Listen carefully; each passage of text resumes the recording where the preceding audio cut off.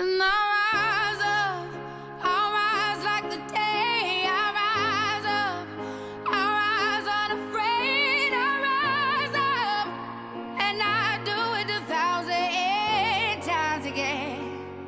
And I rise up, I like the waves. I rise up in spite of the. Welcome to another episode of Podward State. I'm your host, Connor Krause. I'm Shannon Smith.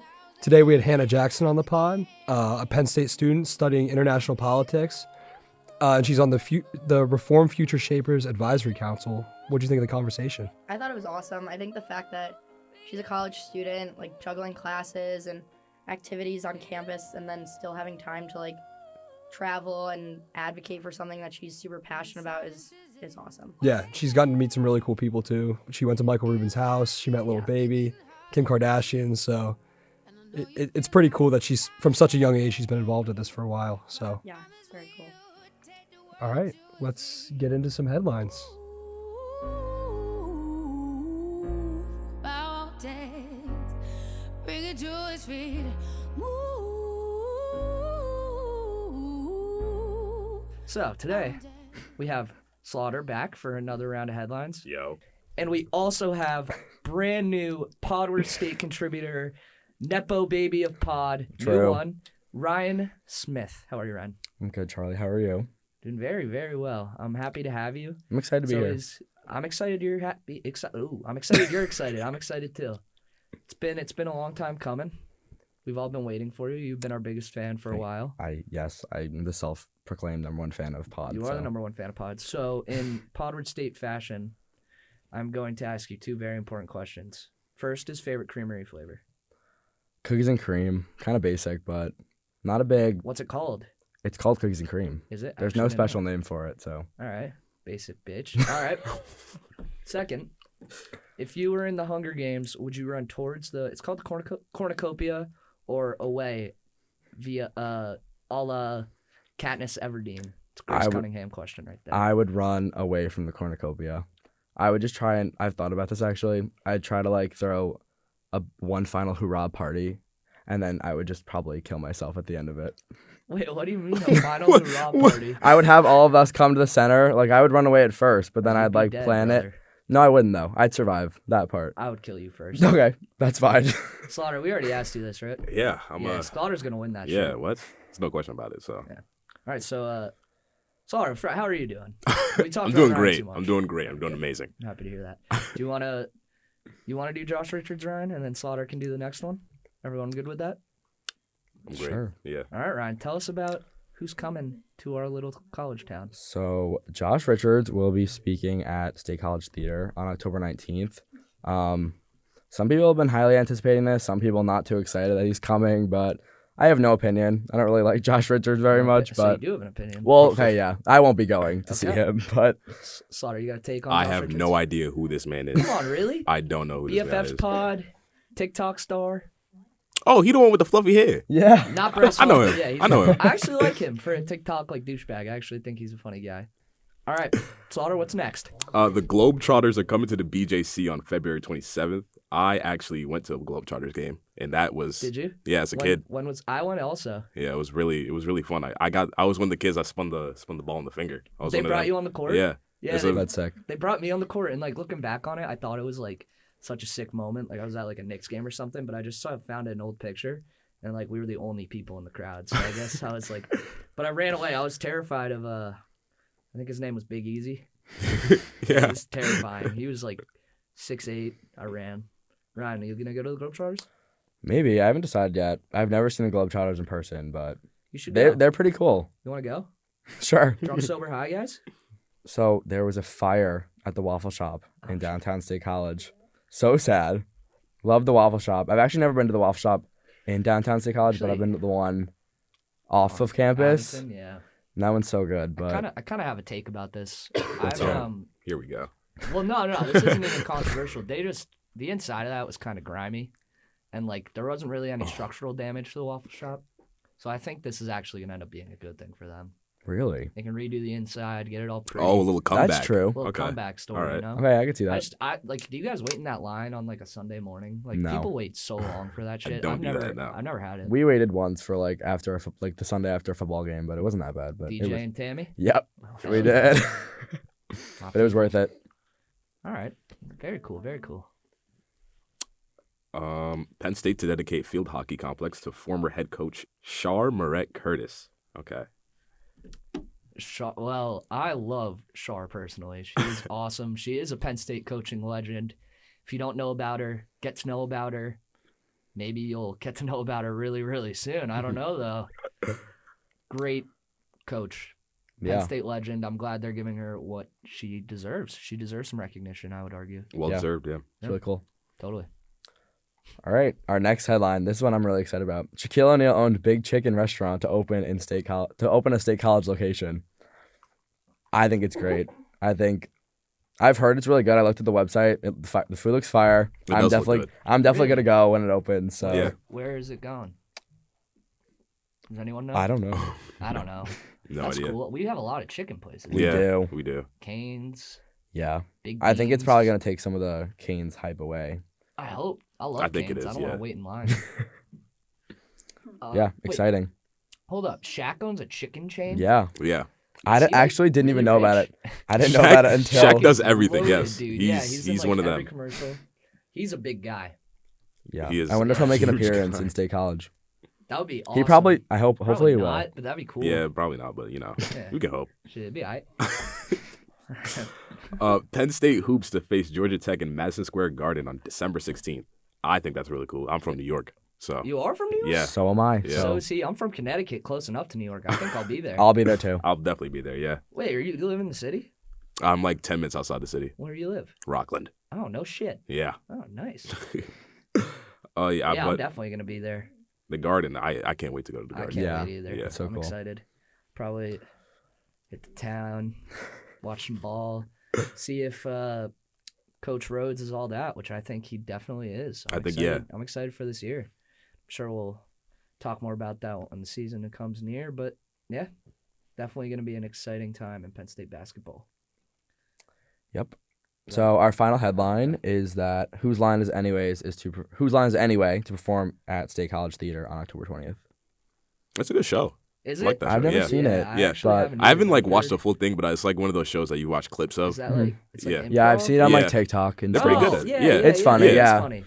They're good at it. Yeah. It's tough to make improv funny, but they're actually good at it. Yeah, they're good at A it. lot Yeah. of improv kind of sucks, but all right. Well, so there's all these events. Everyone, please go check them out. Gonna be very exciting. Support small businesses. Hope Hannah Jackson was a great listen. I know I enjoyed it, and thank you, Ryan and Sawyer. Thanks for having me. Thanks for having me as well. Excited to have you, Ryan. Thank you. I'm excited to be here. I like the waves I rise up. In spite of the ache, I rise up. And I do it 1,000 So times we're here with Penn State sophomore Hannah Jackson.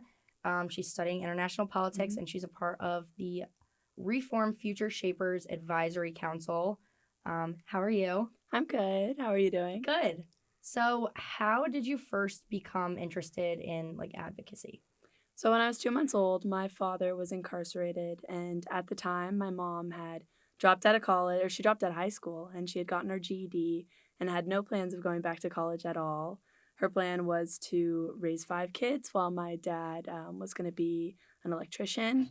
And we lived in Lawrenceville, Georgia, which is not a very nice area of Georgia. It's been completely redone now, but yeah, that was the plan. And then my mom sat in a Georgia courtroom with me in her arms, and I was only 2 months old. And the judge said that my dad could go away for as many as 20 years. He ended up taking a plea deal and served 6, but that was still a large portion of my childhood. And all of his crimes were stemming from a drug problem that he had.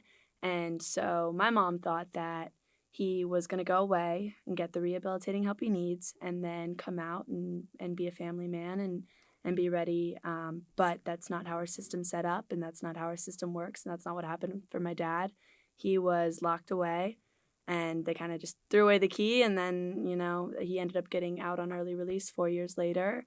But he never actually got that help he needed, and my mom saw how broken our criminal justice system was through many different things that happened throughout his incarceration. And she realized that, she had to change it, and she wanted to change the system and make sure that people were actually able to benefit and get the help they need rather than just being locked away. And so she started her advocacy then. She went to college and law school, and I actually got to go to college and law school with her, which made us super close. But I saw firsthand what happened, and, that drove my passion. I actually started off in environmental work. And then when I was 9 years old, I made the switch over to criminal justice reform and really dove in when I was 12. That's awesome. Cool. Yeah, it's kind of like your second time going through college when you said that. Yes. That's actually really fun. That's really cool. Yeah, I literally grew up playing on the floor of her professor's offices. Wow. Yeah. That's funny. So you mentioned that when you were 6 months old, your father was incarcerated. 2 months old, yeah. 2 months old? I'm sorry. No. So what was your earliest memory of kind of thinking the system could use an overhaul based on what you saw firsthand? I think probably the fact that we weren't able to talk to him much when he was in there. It was $18 for a 15-minute phone call, and my mom was surviving off of $500 every 2 months. That was all she had, and, diapers are expensive, baby food's expensive, so it was really hard, and my mom couldn't really afford that, and we couldn't afford to go visit him. He was moved over 100 miles away, wasn't kept in the area, so we couldn't drive up to see him. I did actually get to drive up to see him a few times, and it's funny because when I was younger, I used to have like a dream about being with my dad and my mom, and we were surrounded by metal fences and tables. And I always, for some reason, thought that we were at a power plant. And that's like, because I had seen power plants and I'd seen all the metal, and, there was no grass around, no trees around. And I was like, where else in the United States is there an area like this? And then when I finally did connect the dots, that was me visiting my father in prison, it really kind of just changed my outlook on it all. Just the fact that it was just such a cold environment, and we were sitting at a metal table, and there was no grass, no trees, no playground, no nothing, and like that's how I got to see my dad for the first few years of my life. Yeah. Wow. So you were added to the Future Shapers Advisory Council. So could you talk about a little bit like what your role is with that? Yeah, so I'm actually co-chair of the council. Me and Rondo, who is the other co-chair, he was incarcerated himself. It all started at a dinner at Michael Rubin's house last year, and that's kind of where things really took off. Our goal was to get Gen Z to care about this issue. We have the election coming up, and campaign chairs, they put out a poll to see how Gen Z would vote, because Gen Z, I think it's 90% of us will be able to vote in the next presidential election. So Gen Z, really, their vote matters. And so they put out a poll, and they said, what issues do you care about most? And Gen Z said, we care about climate change, we care about abortion rights, we care about financial aid, gun control, all these amazing issues, but criminal justice reform was nowhere to be found. And so, it made me realize that these presidential candidates and people running aren't going to talk about criminal justice reform if they don't think that people care about it or they don't believe that it's an issue. And so our goal was to get Gen Z to really care about the issue. So we had this dinner, and we had some amazing people there. We had the D'Amelios there and a bunch of other awesome influencers and activists. We had Sophia Kiani, who is an amazing climate change advocate, and just all these amazing people come together. And I told my story, and Rondo told his story, and then Kim Kardashian gave a really awesome speech, and everyone, just the response was amazing. Everyone was so passionate about it, and they all wanted to get involved. And so from there, we decided to create the Future Shapers Council, and many of the people at that dinner are on the council now. Are you the youngest member of the council? I believe I am. It's almost all Gen Z. I believe we have one non-Gen Z member, but yeah, I believe I am. But there are some amazing folks. Lil Baby's on our council now. Like I said, the D'Amelios, who have been awesome in this issue. Jack Wright, just so many amazing figureheads. And we have people from all over too. We have some football players on the council as well, Bryce Young. So it's a really diverse group, and they're all very motivated to make this a really big issue for our generation. How often do you guys get together, and what are some of the things you are doing now to make the council more prominent? So we have different activations. This council is still a really new thing. I believe we announced it to the public in April, so it's still very new. since then, we did a basketball activation, which I got to be a part of in Chicago at a Chicago basketball game where we brought a bunch of kids whose parents were incarcerated to the game, and they got to meet the players, and it was just a really heartwarming experience, and everyone there was aware that their parents were incarcerated, and it's just kind of a way to humanize the issue and show that, like, these are people that are being affected too. And then recently on October 3rd, I went to a prison in DC and I got to talk to a bunch of people. Majority of them were Gen Z as well, and just kind of share what we were working on in terms of legislation that could help them in the future to get out or get off supervised release. So that was a really amazing experience. And then we also had 2 events on October 4th that took place on college campuses that just did tabling, or we did forums. That way people could come and learn more about the issue and just be aware, because I think that's the first step to making real change, is just making people aware of what's happening, because most people don't even know that this is an issue.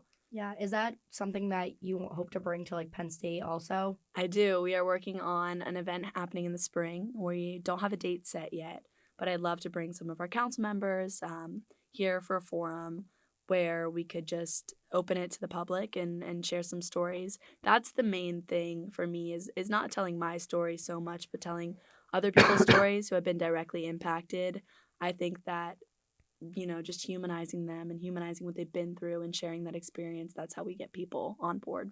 Yeah, that's awesome. Yeah, talking about like the humanization aspect a little bit, do you find it hard to connect or relate to some of those people, given that I'm assuming a lot of them are in there for up to 10 to 20 years, giving them hope? Is that tough sometimes? I mean, even more so. I mean, I've talked to people in there for life. We actually have 2 prisons really close here, which not a lot of people know about. But we have Benner and Rockville, which are literally 5 minutes from Penn State, which I did not know about until last year. And I went in there, and everyone who I talked to there was in for life, with very, very few of them actually had the possibility of parole. And so that was really hard for me to kind of be in that experience, because, you know, you're talking to people who haven't had the best childhoods and haven't been given a lot, but are still so passionate and making sure that people are aware of what's happening, and are still so passionate about getting back in their communities and educating younger kids to make sure they don't end up in their place. So I wouldn't say it's so hard for me, because I have had a lot of people have a hard time with my story. It wasn't, you know, I didn't tell all my friends that my father was incarcerated until I was 12 years old, because I was so scared to be judged. So I feel like in some ways I kind of relate to them. Yeah. So we saw that you also published an op-ed in USA Today, kind of calling on Gen Z to advocate for righting some of the wrongs in the prison and justice system. So how did this opportunity come about? So I went ahead and I wrote the op-ed, and we shared it with a few different sources, and it really was not hard to get picked up on at all. That USA Today was, I think, one of the first people to say that they wanted to publish it, and we published it right before that event happened in LA, and we were doing that to kind of build momentum for it and let people know what's going on. But, you know, we've gotten great response from everyone, and hopefully we'll publish more op-eds soon. Yeah, that's awesome. So did that opportunity kind of come about at Michael Rubin's house, or how did you get the chance to do that on such a large scale with a lot of celebrities backing you? Well, I will say Kim has been a huge help in this issue. Not a lot of people cared about criminal justice reform before Kim got involved. She is just such a bleeding heart. She's amazing. She's so willing to help. She will give everything towards this issue, and it's been so amazing to see that. But really, you know, we shared stories with these people, and that's how they became so involved. Michael Rubin became involved because he saw what happened with Meek Mill, in terms of Meek Mill being reincarcerated on a technical violation, and just the injustices that occurred with the judge in that situation, and how he really just should not have been in prison. And so I think that that's what brought Meek Mill in, and then everyone else, it's the same way. They hear the stories of the people inside.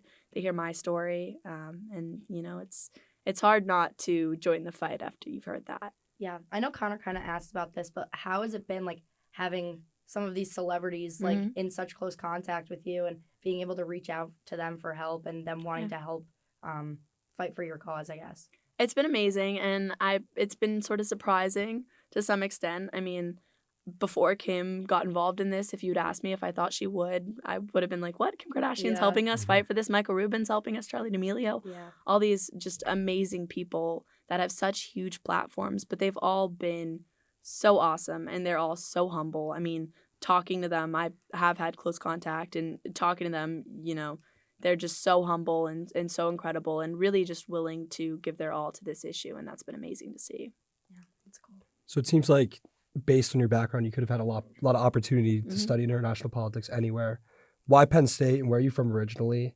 And do you eventually want to pursue law school or something like that? Yes. So I never know what to say when people ask me where I'm from. I was born in Georgia, and then I lived in Georgia for about a year, and then we moved over to Florida. And I lived in Florida for 3 years, and then we moved to California, which is where I'd say I grew up, because I lived in California from when I was about 4 or 5 to when I was 15. And then when I was 15, we started doing a lot. When I was 14 and 15, we were working on the First Step Act, which is this massive federal bill that helps so many people. It got so many people home, and just, you know, it was really big, and just did so much for the criminal justice system. And because of that, we were flying back and forth to DC a lot. My mom made so many trips with my young sister at the time, and I was going back. I think I was going to DC about 2 times a month. So it was really hard to, you know, keep track of my schoolwork and balance that. But I just, you know, I love this activism and I love working towards this. So ultimately, we made the choice to move to DC, so we were closer to the Capitol, where all the action was happening. Right. And so we moved to DC, and then my parents moved up to New Jersey so they could be in the city, because Reform's based in New York. So my parents moved up to my mom moved up to New Jersey when I was 17 years old, and I stayed behind in DC, and I graduated high school. And then after I graduated high school, I moved up there with them too. And then Penn State was it was a struggle for me, because originally my parents did not want me to go to Penn State. They Why wanted not? that in-state tuition at Oh, Rutgers. that makes sense. But I don't know, I needed to go to Penn State because I feel like Penn State just has everything. And it's been such a blessing, because I do a lot of work and I travel a lot for my work. And Penn State has made it really easy to keep track of my classes, because I take some classes online. I think I do 2 classes in person and then 3 classes online. 2 of them are World Campus, 1 of them is University Park. So I'm still considered a full-time University Park student, but I'm also able to take my work with me whenever I have to travel, and that's super amazing. So one of our friends of the show, that's like what we call people who come on, is Katie Feeney, and we saw that you Yes. guys are close friends. I think through your sorority. She's my right? big, yeah. Right. So I know she travels a lot. So how has she Yes. been kind of as like a resource, kind of helping Yeah. you, being like a big sister, I Mhm. guess, like in that way? Yeah, Katie's been the best.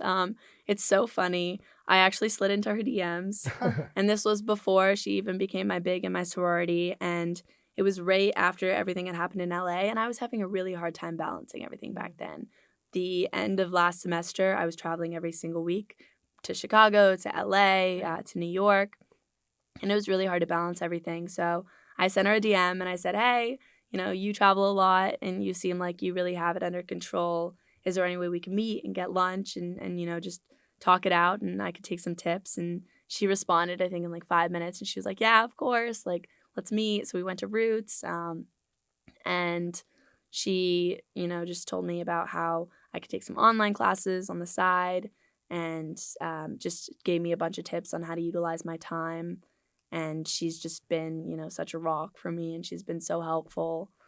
Because she gets, you know, the travel. She travels a Right. little bit more than me, but she really understands how to balance school and traveling. So she's been amazing, and she's been so supportive. Every time I do anything for work, she's the first person to, you know, comment on the post or text me and congratulate me. And so, yeah, I love her. Yeah, She's been the that's awesome. best. Is there ever a time where you wish, gosh, I just kind of want to be a normal college student rather than traveling every weekend? Or is all the reform work that you're doing worth it in the end to you? Like, how do you balance that?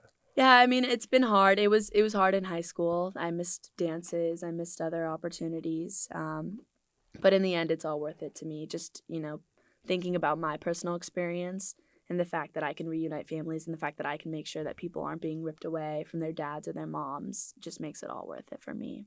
But it has been hard. I'm not going to lie. Yeah, It I has bet. been hard to balance everything, but I wouldn't give it up for the world.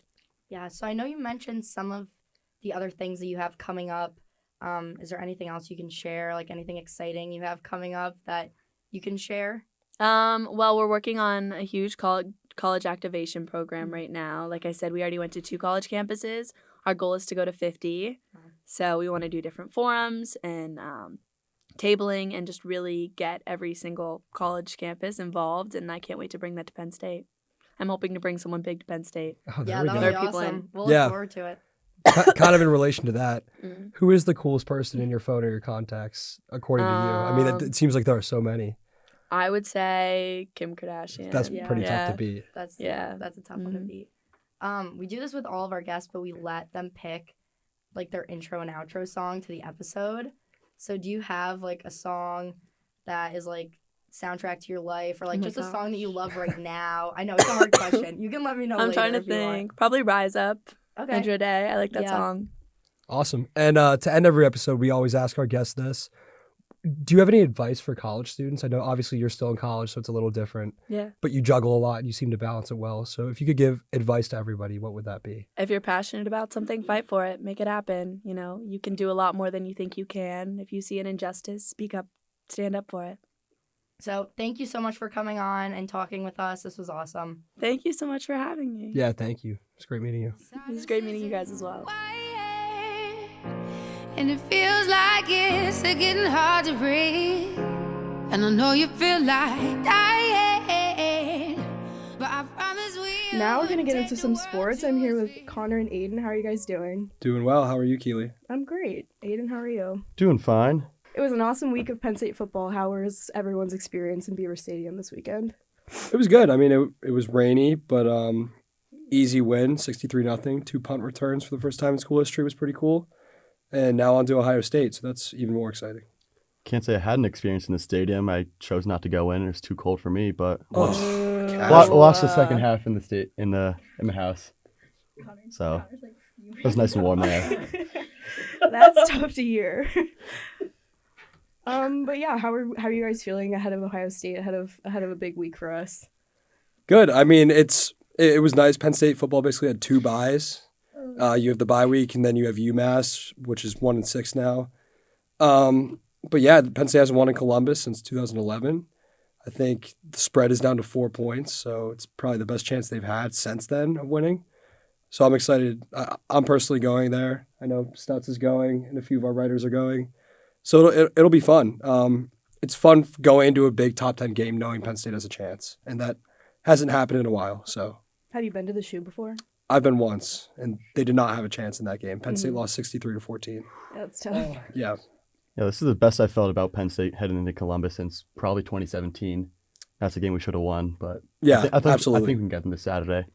What do you think is going through Drew's head right now? Well, I think it's tough for him because Mike Yursich originally was the offensive coordinator at Ohio State.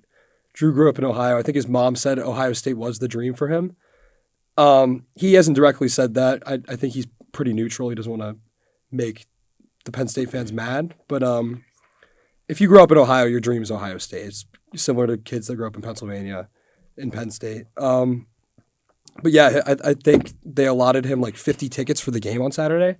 So that'll be exciting. But I think he probably has a chip on his shoulder that if he's the quarterback that can get Penn State over the hump against Ohio State, he'll be revered in State College. So For sure.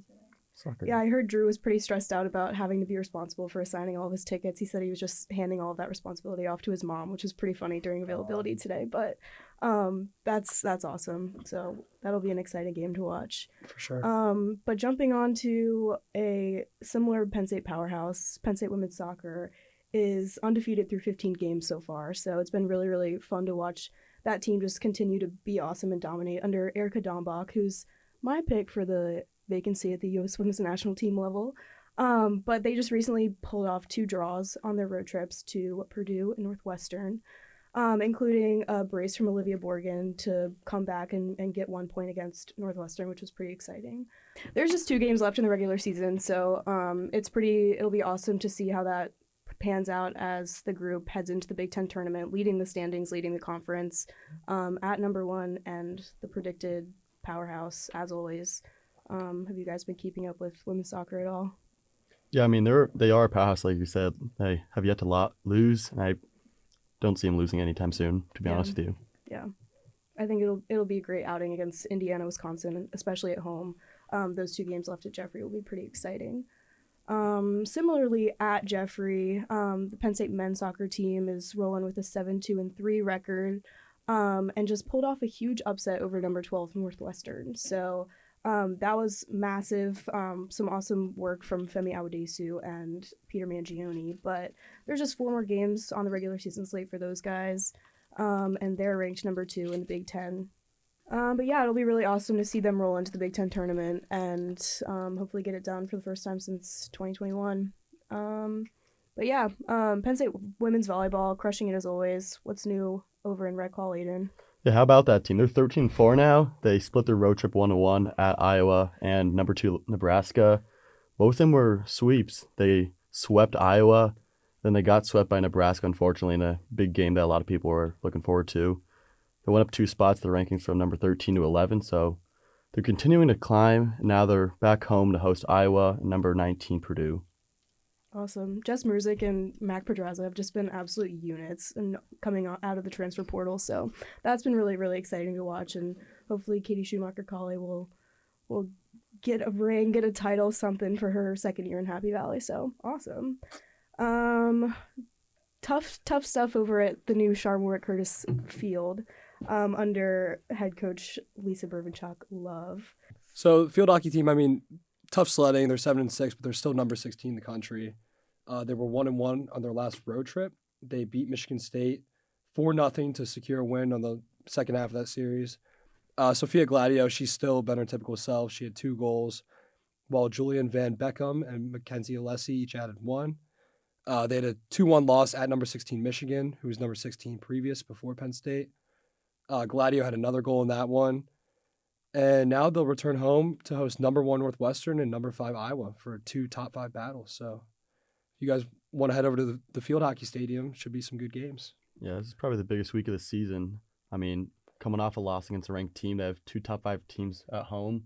This is the time of the season where you need to lock in and get some big wins. For sure. Definitely. I'm so excited that they named it Charmwood Curtis Field. It's like actually so awesome to see what she's doing, and all of her work with Teammates for Life has just been really cool to watch that develop. So best of luck to the field hockey team, and that's all for sports. Thanks, Connor and Aiden. Thank you. Thanks for having me. See ya.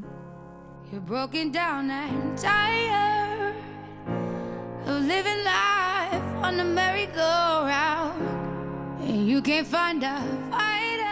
That was another episode of Podward State. We had Hannah Jackson on the pod, and it was a really awesome conversation. Yeah, it was cool. We talked a lot about how she became involved with her advisory council. She wrote for USA Today, which is really cool. I mean, all of us as journalism students, we haven't gotten to do that yet either. So she's done a lot of cool stuff in a short amount of time. Yeah, definitely. We have 2 huge episodes coming up, so stay tuned for that. Yeah, it'll be fun. They'll be coming out in droves after a big break earlier. So that's it for our episode. I'm Connor Krause. I'm Shannon Smith. Adios.